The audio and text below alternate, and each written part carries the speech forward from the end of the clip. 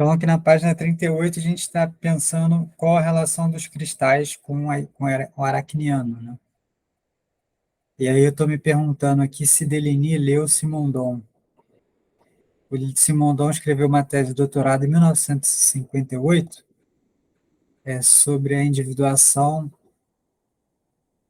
né, dos cristais da vida biológica, né, da vida orgânica, dos seres humanos e da sociedade. E o Simondon, ele analisa isso, que ele quer pensar não os indivíduos constituídos em si mesmo, né, mas o par indivíduo meio. Mas, além disso, além da constituição de um par indivíduo meio, ou seja, espaço indivíduo, né, espaço sujeito, ele quer pensar também o processo de informação dos indivíduos, ou seja, como que os indivíduos se individuam. Isso foi uma tese dificílima assim, de ser lida, porque é enorme, mas ela ganhou uma certa popularidade em torno de alguns autores que eram vitalistas, digamos assim, que pensavam a natureza vital, não só a natureza biológica. Então, talvez tenha a impressão de que o Deligny tenha lido Simondon através de outro autor vitalista, que é o Canguilhem.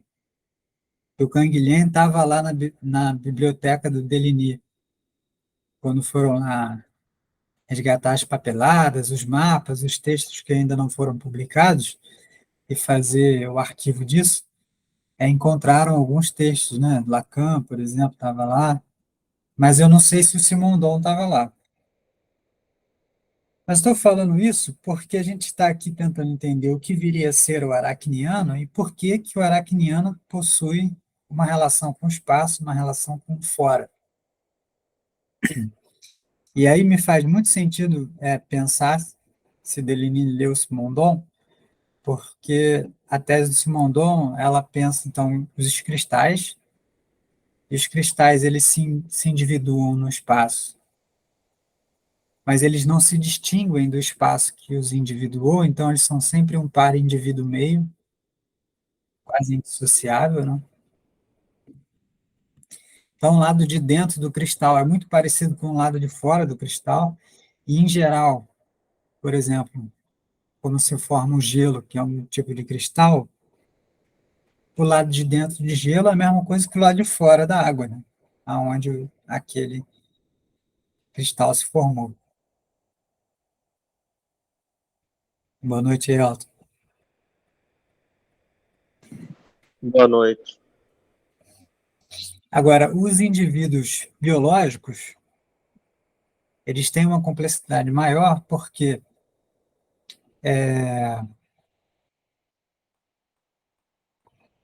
o indivíduo biológico, ele capta uma informação do meio externo e ele traduz essa informação numa informação interna, ou seja, ele tem parte do organismo interno dele tem uma informação do exterior, mas essa informação que foi internalizada, ela já foi,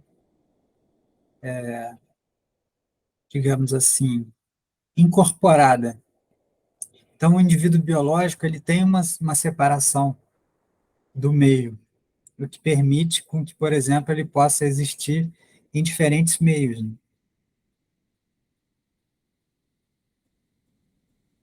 Embora haja o habitat de cada animal, né,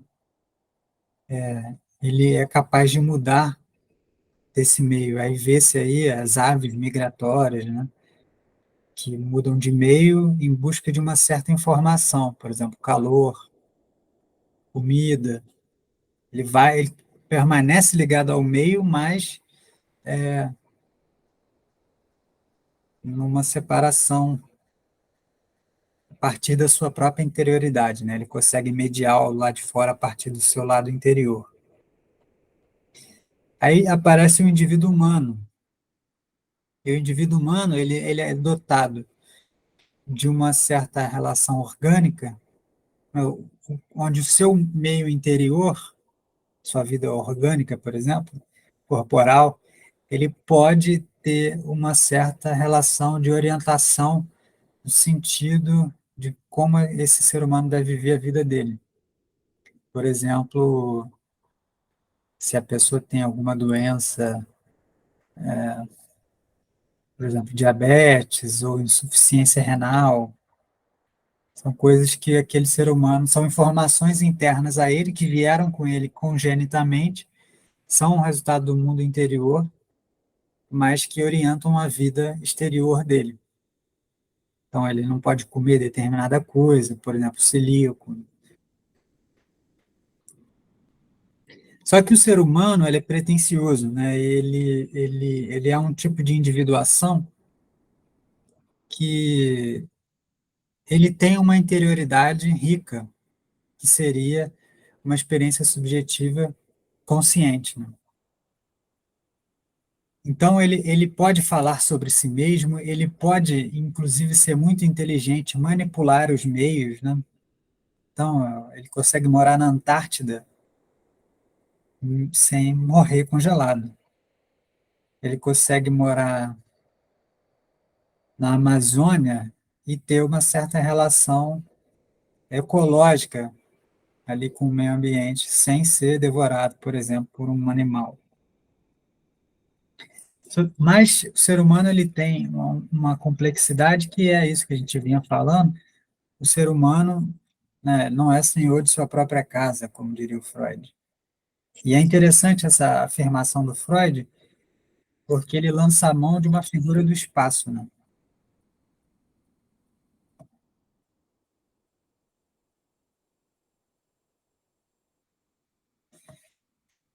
Simondon, esse Felipe, ou Canguilhem.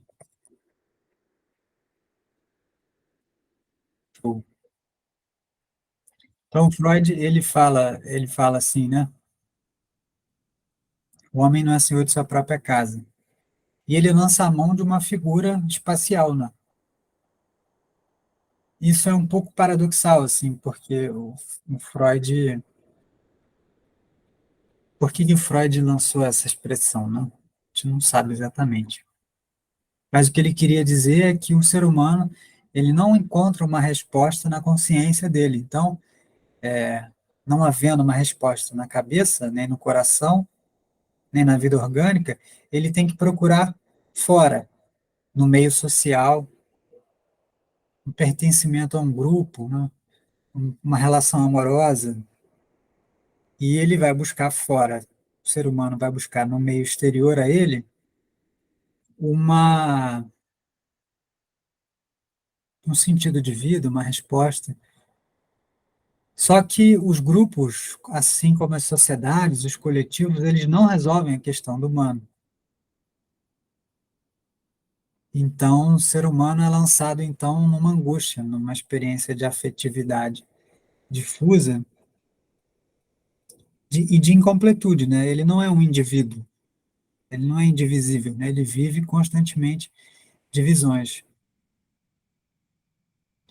E então a tese do Simondon é justamente uma crítica à ideia de indivíduo, porque para ele não existe essa ideia de organismo indivisível. Até os cristais, que são indivíduos em tese simples, eles vivem um processo de individuação que é inacabado, ele está sempre se fazendo. Então, a tese do Simondon ela se conclui assim com uma ideia de o ser é um ser trifásico. Ele tem três temporalidades, ou melhor, ele tem três instâncias. Assim.